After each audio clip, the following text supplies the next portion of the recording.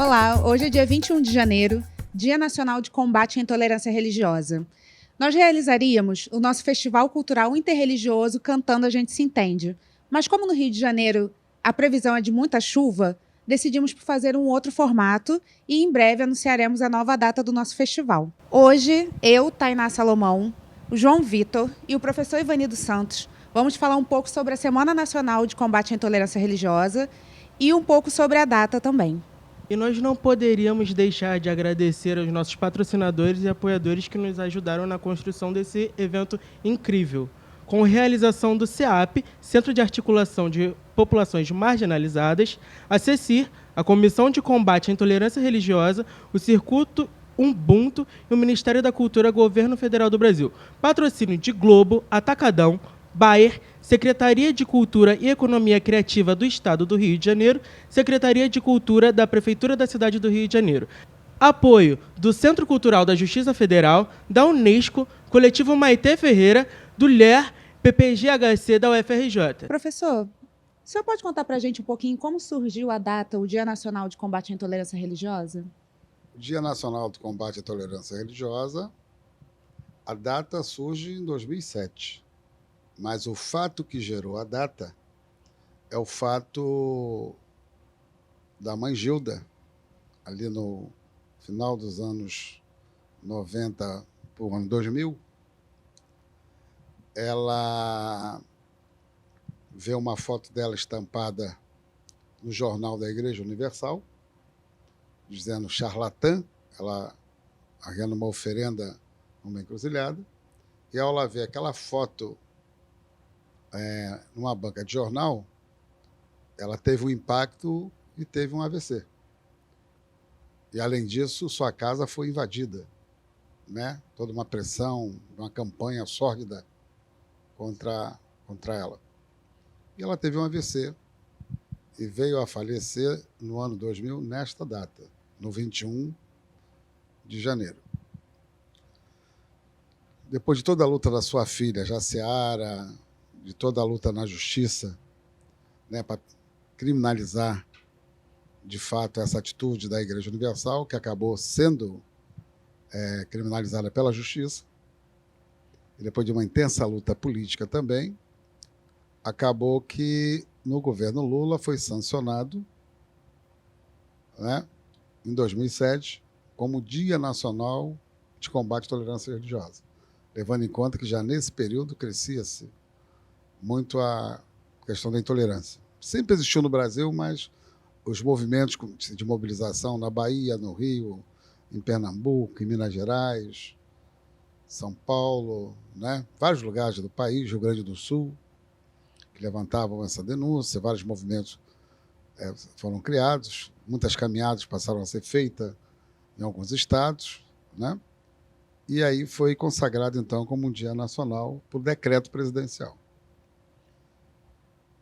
Então, essa data é uma data que lembra uma sacerdotisa que morreu por perseguição de intolerância religiosa.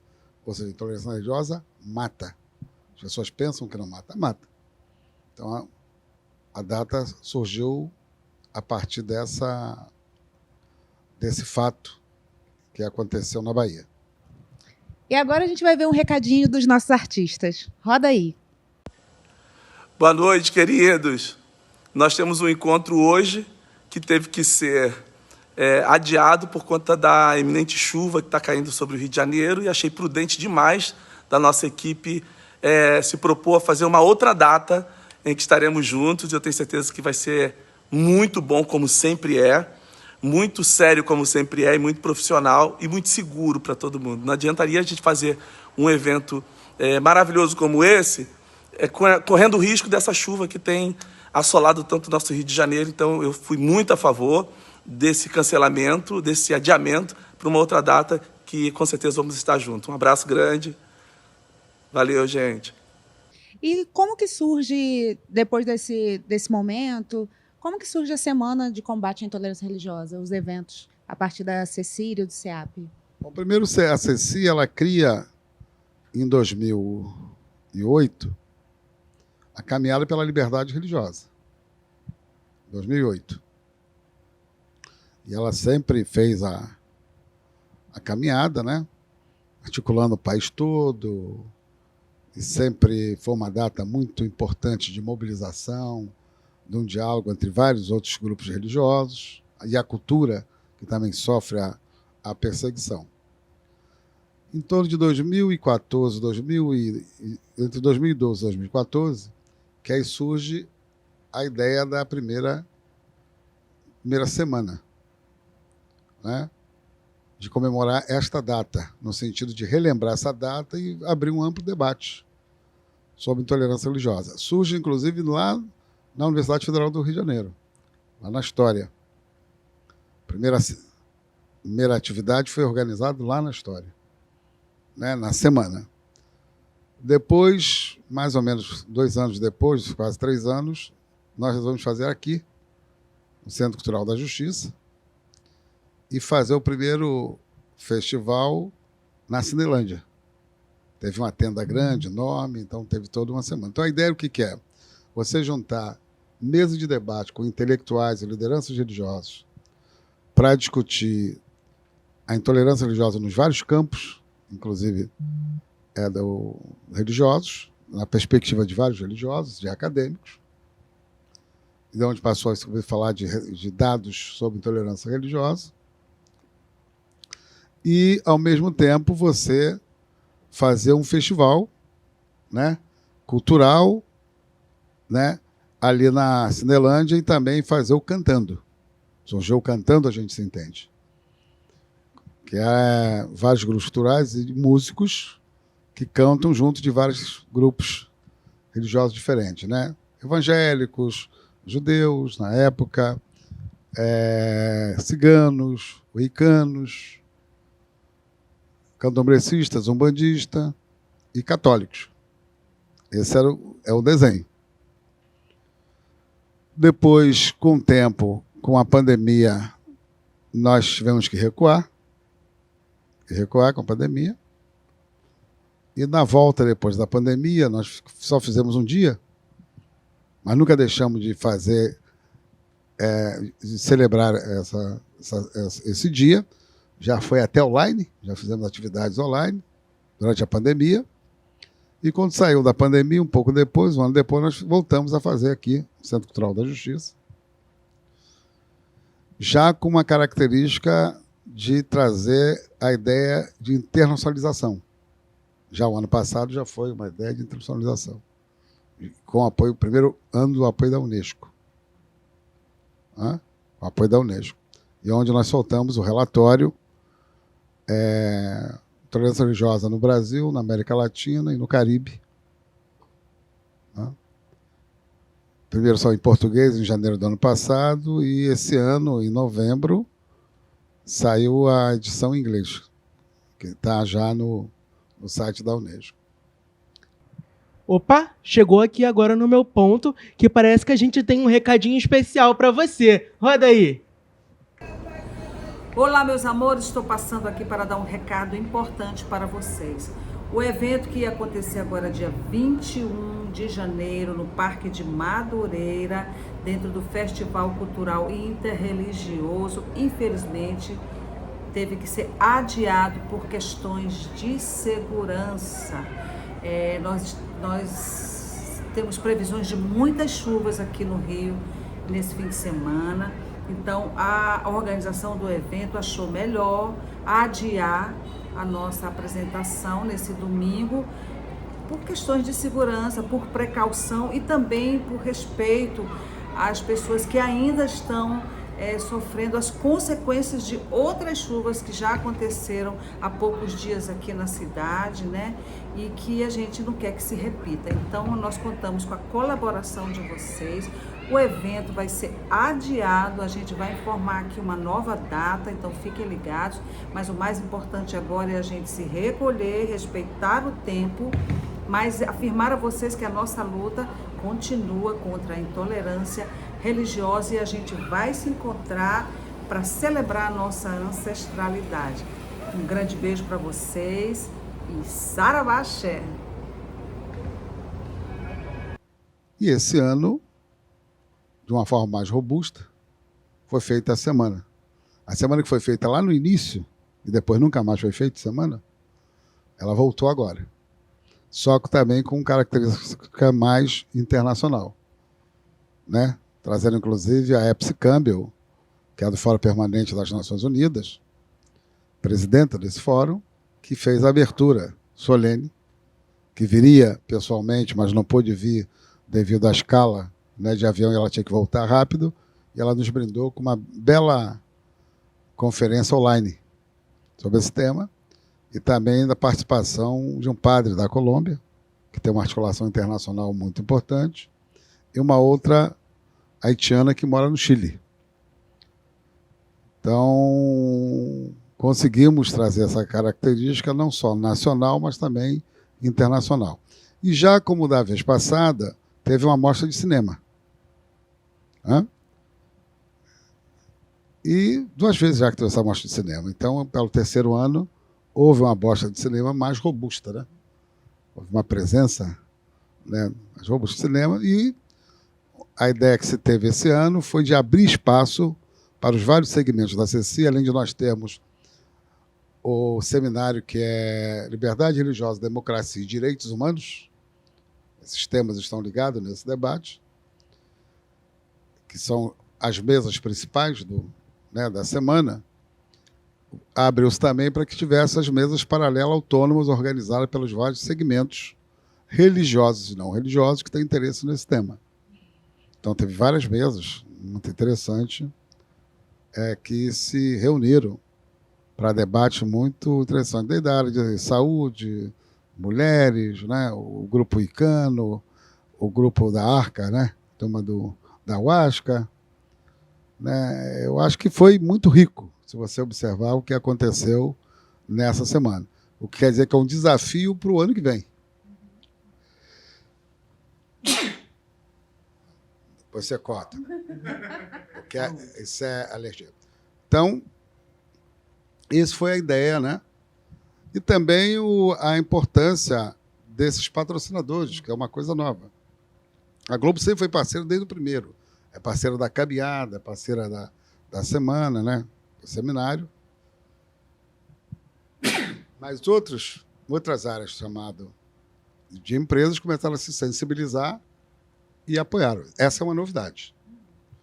É uma novidade na medida que nós temos apoio de setores da filantropia, setores de fundações, às vezes, né, internacionais, mas do chamado mercado não teve. Então, isso é uma novidade do ponto de vista até do interesse pelo tema. Então, eu acredito que foi uma semana maravilhosa, né, nesse aspecto. Nada disso não seria possível se a bela equipe do CEAP, né, essa juventude, né, o CEAP tem uma juventude muito animada, né, muito animada, tivesse tomado a frente para poder formular um momento tão importante como esse. O que eu tenho observado é que mexeu com vários setores, aqui teve várias pessoas, né, que contribuíram, de vários segmentos diferentes, de governo, não governo, de ONG, não ONG, de militantes, de lideranças religiosas, de curiosos, né, popular. Digamos, a semana, embora no Centro Cultural da Justiça, que é um grande parceiro nosso, né, o fato de você fazer no Centro Cultural da Justiça, mas tem um apelo popular. Né, um apelo popular, e as pessoas vieram da Baixada Fluminense, pessoas do interior do estado, né, muita gente veio do interior para conversar conosco, para ter contato. Eu acredito que também uma coisa muito importante é essa energia juvenil, posso assim chamar, do CEAP, né? Essa nova equipe do CEAP. Não é fácil lidar com ela, né? Eu que sou um senhor de idade, né? Mas ela, né, inegavelmente, ela traz uma energia muito importante para a manutenção dessa coisa nossa ancestral, de qual nós mais velhos representamos nesse contexto de luta. Então, a semana ela não veio só para se reafirmar, mas veio também pronunciando possibilidades novas para o futuro. E agora, fique com o recadinho do membro da CCI. Bom dia a todos e a todas. Eu sou Kátia Bastos, sacerdotisa da Encantaria Cigana do Povo do Oriente, fundadora do Templo da Tribo Córnica. Venho aqui agradecer a presteza com que foi transferido o evento que aconteceria no Parque Madureira no domingo, dia 21, pela iminência de chuvas torrenciais.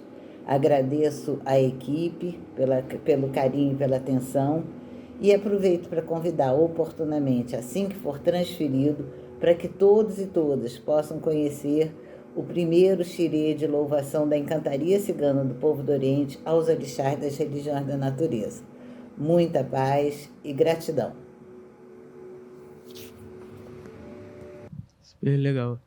E dentre todos esses eventos com o histórico da semana, desde a ideação dela, quais foram os momentos mais marcantes, mais especiais, assim, que o senhor lembra? Nesses anos todos ou hoje? Não, nesses anos todos eu digo para você que o primeiro encontro na UFRJ já marcou. Porque tinha muita dificuldade e tal, e nós estamos na UFRJ. A gente nunca pode esquecer do primeiro passo, né? O primeiro passo, às vezes, a gente estava de chinelo, né? Ou descalço, né? Às vezes, você, para dar o primeiro passo, não está descalço. Então, quando você estiver com tênis da Nike, você não pode dizer que é melhor porque está com tênis macio, né? Tem que lembrar do primeiro passo. Eu sempre gosto das coisas mais simples que o SEAP fez, depois as mais sofisticadas, como agora. Então, marcante foi a primeira. Porque fazer o primeiro nunca é fácil em nada na vida. A primeira caminhada não foi fácil, né? Porque você nunca sabe o que vai acontecer, o que vai dar. Okay? E se nós estamos na 16ª, caminhando para a 17ª, não é isso? Porque teve a primeira. Né? Se a primeira não desse a primeira energia, não chegaremos lá. Então, a mesma coisa é a semana. Então, eu sempre gosto de lembrar a primeira. A primeira, ela foi marcante, porque ela foi a primeira. Agora, como é que ela se desdobrou e depois uma coisa importante, que a gente chegou a um certo nível de sofisticação que só conseguiu atingir agora, foi a primeira na Cinelândia. A primeira na Cinelândia teve uma tenda redonda, as pessoas não entendiam, teve uma tenda redonda, né? Com várias atividades. Naquela época, o centro da cidade era habitado, não é como hoje, pós-pandemia. Naquela época, muita gente andava ali para ver, né? Foi uma encrenca as nossas atividades ali no... Tinha aqui e tinha lá, né? Já do ano passado, que nós tivemos aqui e lá, já não tinha esse público todo, porque a cidade virou uma outra história. Depois da pandemia, a cidade se esvaziou muito, ainda mais no final de semana. E eu não tenho dúvida que essa foi maravilhosa do ponto de vista da presença aqui. Ela é marcante devido à diversidade com que ela trouxe. E não tenho dúvida que seria um grande marco se acontecesse hoje no Parque Madureira. Estava todo mundo com grande expectativa para o nosso festival, não é? Todo mundo.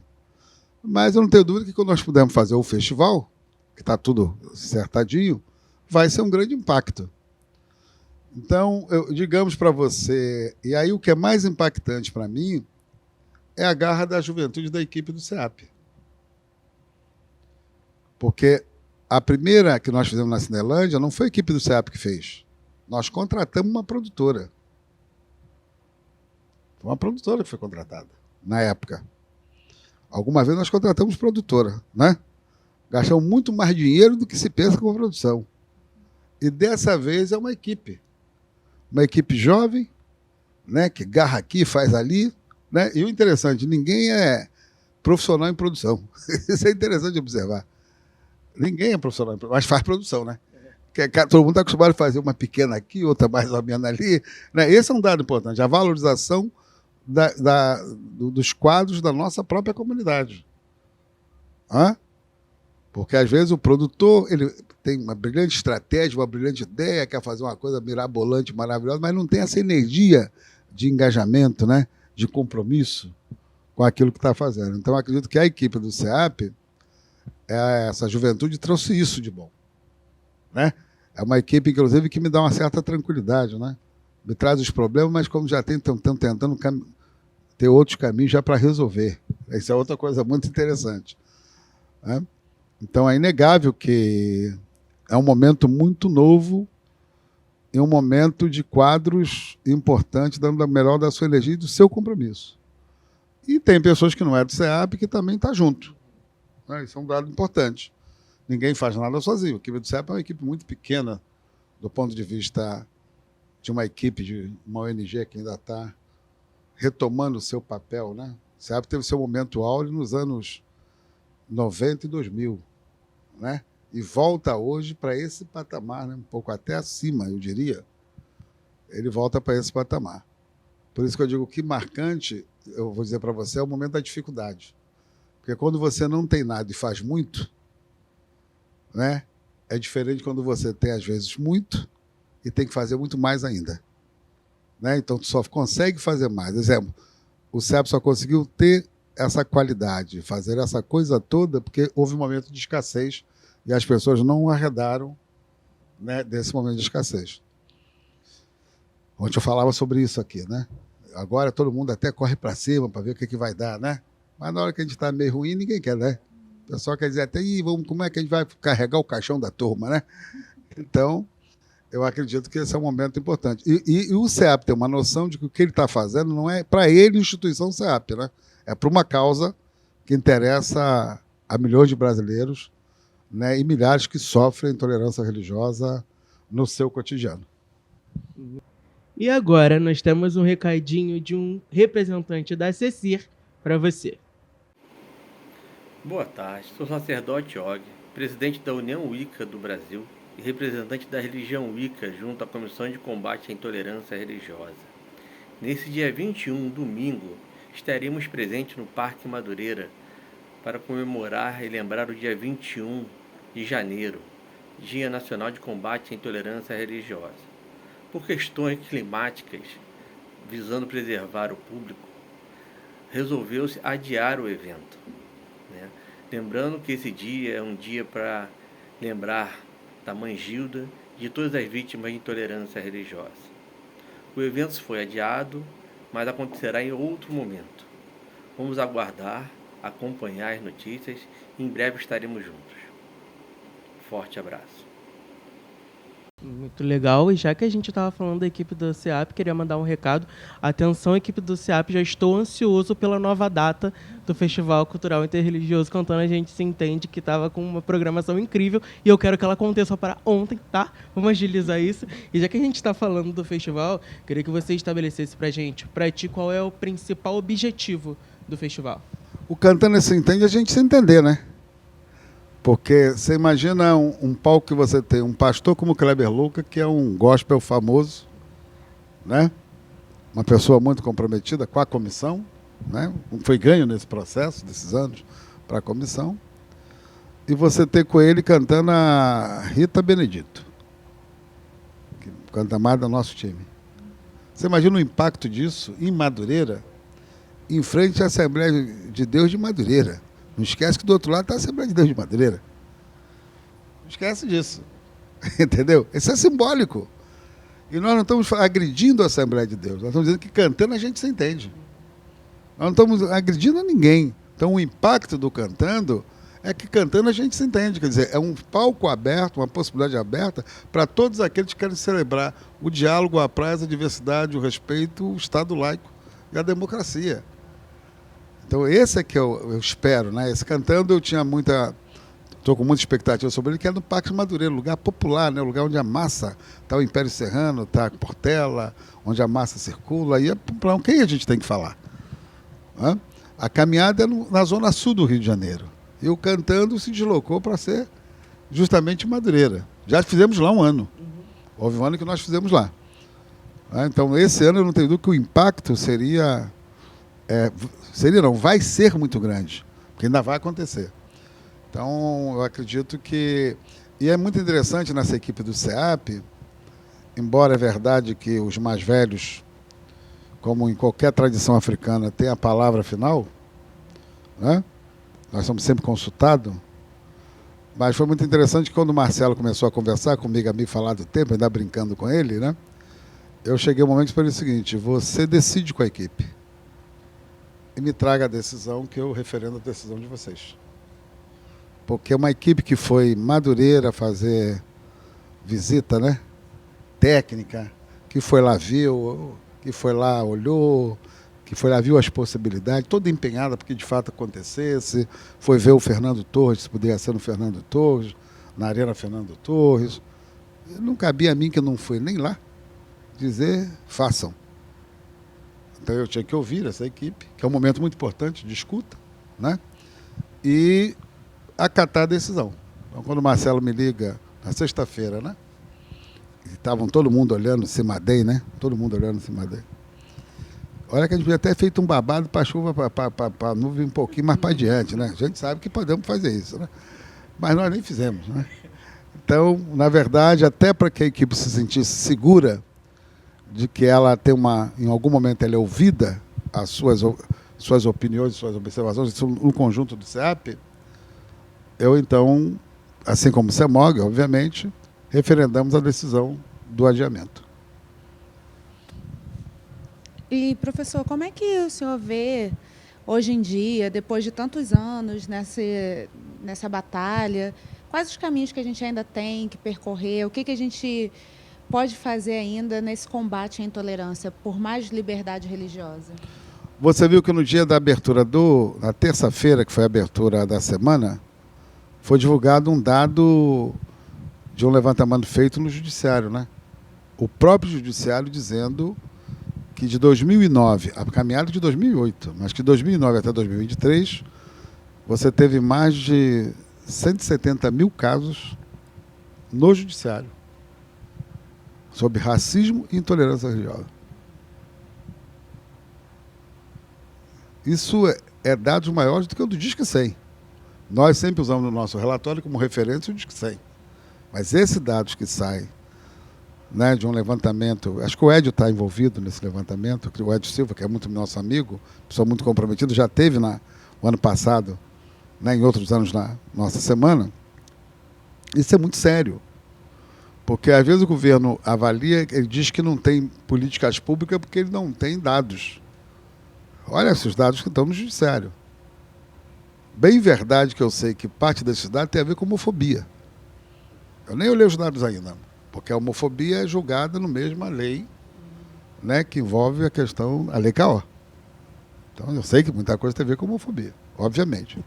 Mas independente disso, existe uma base hoje de dados e crítica para o governo fazer uma reivindicação que desde 2008 nós fizemos ao presidente Lula, na primeira caminhada, quando nos encontramos com ele, esteve conosco na primeira caminhada, né?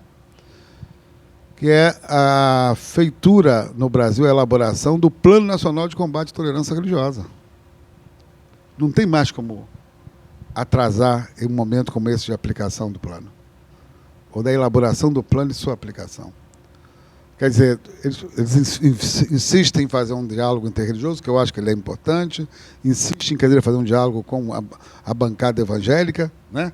Mas é muito mais um diálogo na base de distribuição de recursos do que de discussão de uma política de diálogo. E eu insisto que tem que ser feito o Plano Nacional de Combate à Intolerância, com o apoio deles, inclusive. Nós temos que puxá-los para... Porque eles também se protegem, porque nem todos os evangélicos, né, são intolerantes. Nem todos são intolerantes. Então acredito que até que eles mesmos têm interesse em separar o joio do trigo, né? De não serem tratados de uma forma como se fosse todos intolerantes. Então, uma parcela deles significativa, Kleber Lucas é um dos exemplos disso, tem pastores conservadores me procurando para o diálogo, né? E eu vejo isso. Né? Então, eu acredito que o governo tem que fazer esse plano. Acho que um Plano Nacional de Combate à Intolerância Religiosa vai ser benéfico para a sociedade e para todos os religiosos de bem e não religiosos de bem que defendem o respeito.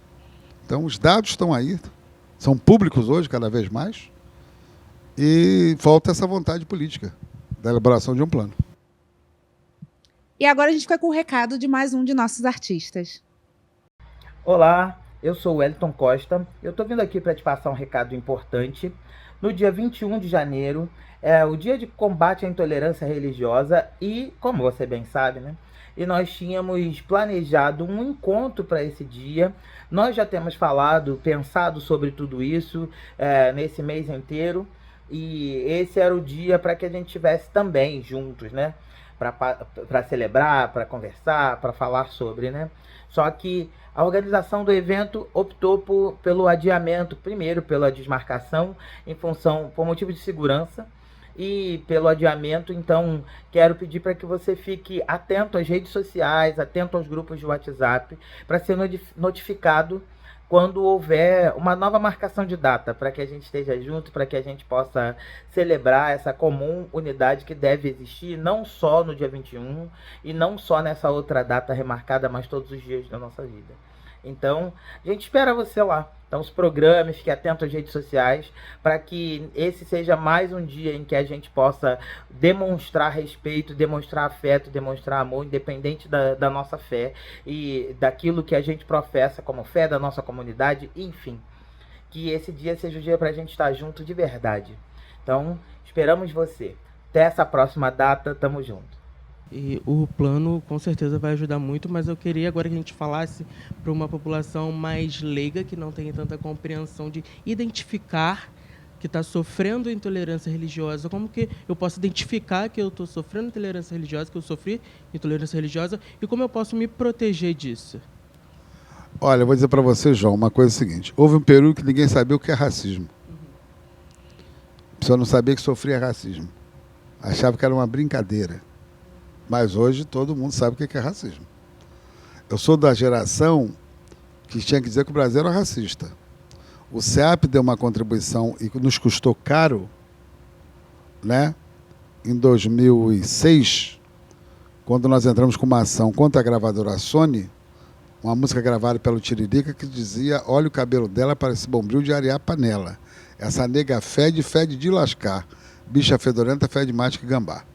Nós entramos com uma ação judicial, a mídia no seu conjunto toda nos bateu o tempo todo, quer dizer, aquela liberdade de expressão, mas se eu olhar o saldo daquele debate, eu faria tudo de novo. Todo mundo passou a saber que racismo era crime, porque até então ninguém sabia nem o que era Lei Caó. Mas o debate da mídia em si, né, foi discutido até pela caixa de supermercado. Estão presenciando o Tiririca. Ninguém sabia qual era a letra da música, né? Eu achava que a mídia em si ela foi tão perversa que ela colocou a música do Lamartine Babo, né? Nega do cabelo duro, né? Qual pente que te penteia, não sei o que e tal. Aí o nego achava que era essa música. A música não era isso. Né? A mídia toda contra. E olha que nós ganhamos o caso na justiça. A mídia não falou sobre isso. Mas quando chamar a atenção, o que valeu? Popularizou a Lei Caó.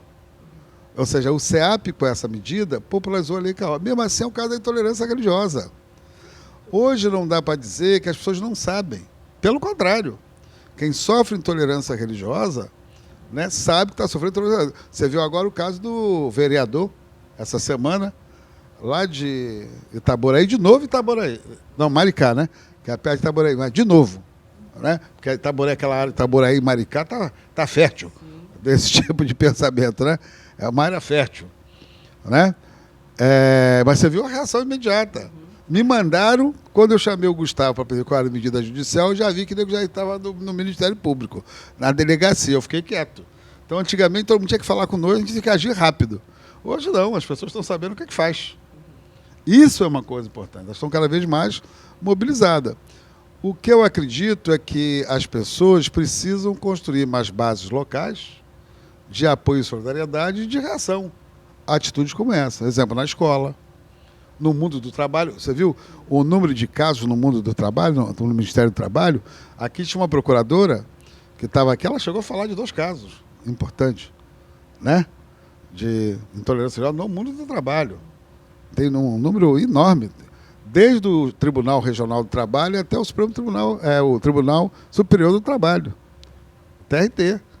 Tem casos. Você tem casos desde os tribunais estaduais de intolerância religiosa aos tribunais regionais federais e ao Supremo Tribunal Federal. Então, não dá para as autoridades públicas hoje, por razões eleitorais, porque no fundo elas não fazem enfrentamento por razões eleitorais, porque esses grupos intolerantes, uma boa parcela deles, fidelizou o voto e construiu uma bancada conservadora que tem peso nas assembleias, nas câmaras municipais e na Câmara Federal e no Senado. Estamos vendo aí agora a questão da isenção, a briga da isenção, né? A hipocrisia que é essa história da isenção. E ainda diz que nós também vamos ter isenção, né?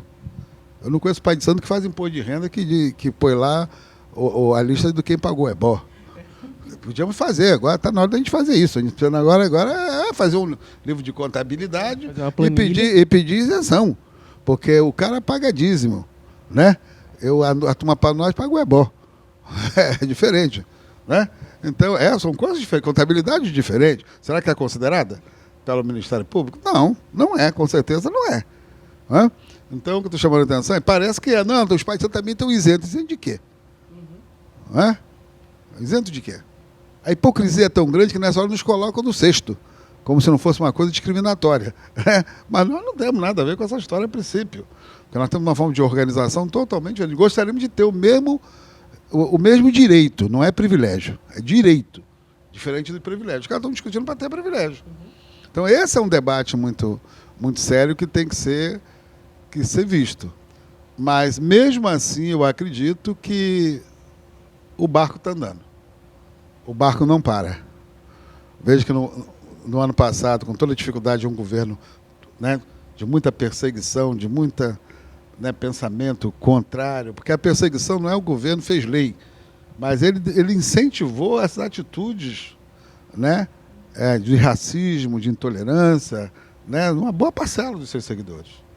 Isso é real. Ele não fez lei, mas não fazer lei criou atitude que as pessoas fizeram isso para perseguir gays, né, a população LGBTQIA+, por aí afora fez. Porque você incentiva. Mas, mesmo assim, nós resistimos, sobrevivemos. Então, eu acredito que essa ideia de que a coisa continua, eu sou de uma geração que não foi fácil, né? E eu acho que isso é um momento muito importante para nós. Mas o que eu tenho dito é que, numa luta, você não pensa que você vai ter vitórias imediatas. Poderá até ter. Mas o ideal é você criar bases sólidas e seguras para que as futuras gerações continuem ganhando e conquistando vitória. Eu sou de uma geração vitoriosa, porque na minha geração que teve a Lei CAO, na minha geração teve a Lei 10.639, na minha geração teve Lei de Cotas.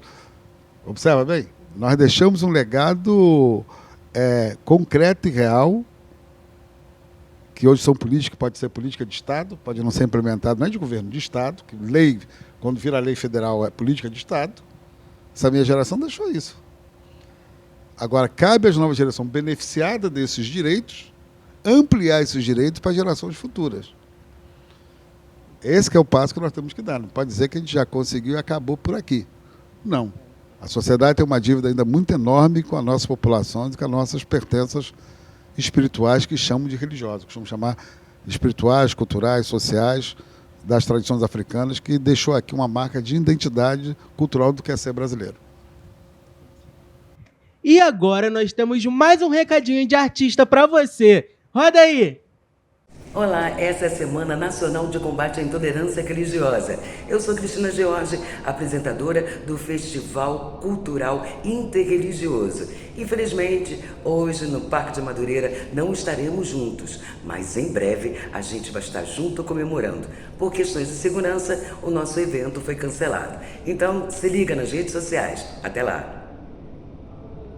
Professor, queremos agradecer por todas essas histórias e explicações. Então, queremos agradecer mais uma vez aos nossos patrocinadores e apoiadores. Nossos eventos tiveram a realização do CEAP, Centro de Articulação de Populações Marginalizadas, da CECIR, Comissão de Combate à Intolerância Religiosa, Circuito Ubuntu, Ministério da Cultura, Governo Federal, patrocínio da Globo, Atacadão, Bayer, Secretaria de Cultura e Economia Criativa do Estado do Rio de Janeiro, Secretaria de Cultura da Prefeitura da cidade do Rio de Janeiro, apoio do Centro Cultural da Justiça Federal, Unesco, Coletivo Maite Ferreira, LER e PPG-HC da UFRJ. Vale lembrar também que algumas ações dessa semana, ações muito impactantes, que o professor inclusive citou, estão no nosso canal do YouTube. Tá bom? Então você pode acessar lá, dar uma olhadinha e depois voltar aqui para assistir com a gente de novo, tá bom? E continue acompanhando as nossas redes, que em breve teremos mais informações sobre o nosso Festival Cultural Interreligioso Cantando a Gente Se Entende. Até mais!